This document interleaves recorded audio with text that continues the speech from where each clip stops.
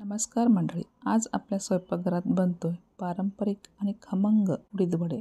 त्याच्यासाठी काय काय पाहिजे बघूया. सर्वात आधी घेतलेलं आहे 4 ते 5 तास भिजून घेतलेले उडीदाचा डाळ. तर त्यातलं पाणी काढून मिक्सरच्या भांड्यामध्ये पाणी न वापरता त्या प्रकारे थोडंसं जाडसर वाटून घेतले आहे. वाटतानाच आलं, मिरची, हिंग घालू शकतो, नाहीतर नंतर आपण भांड्यामध्ये पण घालू शकतो. एका भांड्यात काढून घेतले. त्यामध्ये काय घालायचं आहे ते सगळं पूर्ण तयारी करून घेतली. सगळ्यात आधी आलं घातले, कढीपत्ता बारीक कापलेले, हिरवी मिरची पण बारीक कापून घेतलेले ते पण घातले, काळे मिरी पावडर घातले, नाहीतर अवजट चेचून घालायचा, जिरा, मीठ, ओल्या खोबऱ्याचे काप, सगळे जिन्नस घालून छान मिक्स करायचा. जास्त वेळ फेटलं तर आपलं छान फुगून येतो. नंतर ह्याच्यामध्ये थोडंसं तांदळाचं पीठ घातलेच पाहिजे, कारण पीठ न वापरले की आपलं वडे येत नाही.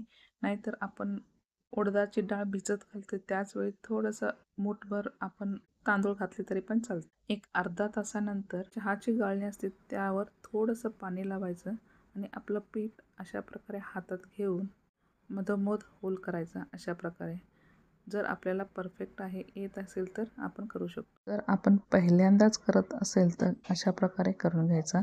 तेल गरम झालेलं आहे, एकासोबत एक असे सोडायचा आणि लवकर थोडंसं अर्ध तळले की मगच त्याला हलवायचा.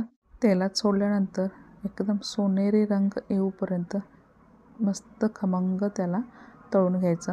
जर करताना आपल्याला जमत असेल तर आपण कसंही करू शकतो. मी पण ज्यावेळी पहिल्यांदा केलेलं त्यावेळी मला जमलेच नव्हते, भजीसारखंच घालून घेतलेले.